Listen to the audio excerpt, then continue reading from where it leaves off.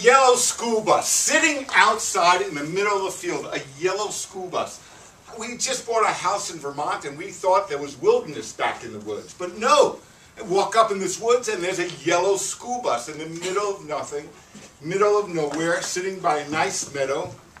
I couldn't figure out how it got there in Vermont, in Rogers Hill. A few months later, after pondering that situation, came upon my neighbor Steve. Steve Rogers, been on that hill for 200 years. He and his family said, "Steve, what about that bus?" He said, "Oh, man, you found the bus." That bus was driven by Uncle Bud. "Oh yeah, I know Uncle Bud, a little guy with about 2 teeth and a twinkle in his eye." That's right, Uncle Bud used to pick up kids from school, drop them off, pick up and drop them off at school, and then he would cruise the roads of the Connecticut River up and down picking up hitchhikers. This was back in the 60s, people running away from things, running to things, draft dodgers going to Canada, and he'd get them on the bus. "Come on the bus! We're all bozos on the bus. All big shoes, funny suits, red nose, all bozos on the bus. Welcome to the bus." And he'd ride around on the bus with all the bozos on the bus, and everybody on the bus turned into a bozo. And then 3 o'clock rolled around. He had to pick up the kids.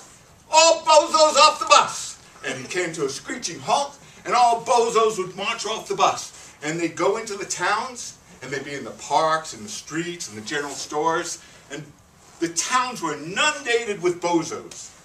They stayed.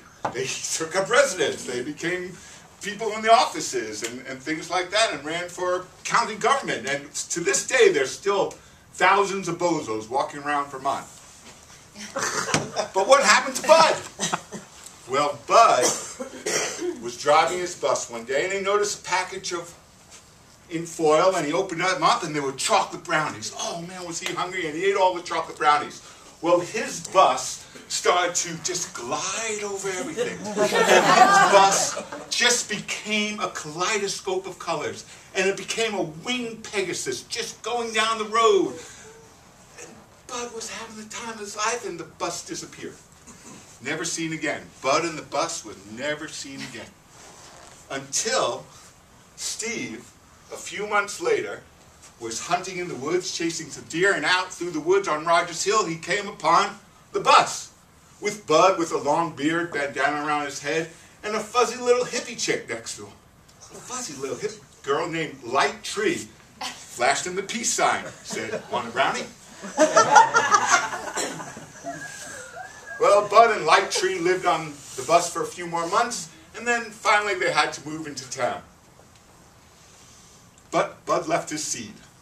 That seed was spread all over that meadow, and it was untouched and unmolested and untampered with and undetected for years and years and years.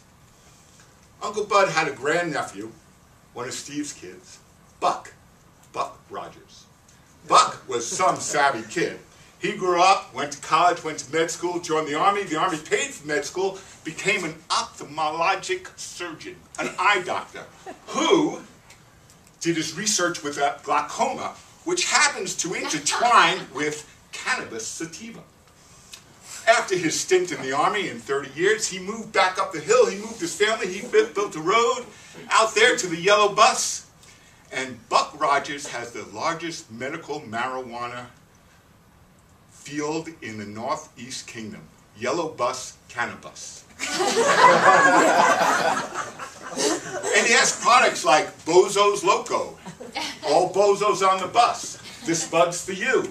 Light Tree, Light Head. Fuzzy Little Hippie Girl, Power Flower. And my favorite, Buck's Buckaroo Bonsai Brain Feeder.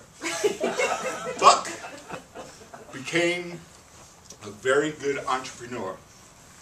So from Bud's Bozos on the Bus to Buck's Yellow Bus Cannabis, and they say, whatever happens in Vermont stays in Vermont, but nothing ever happens in Vermont, don't believe it.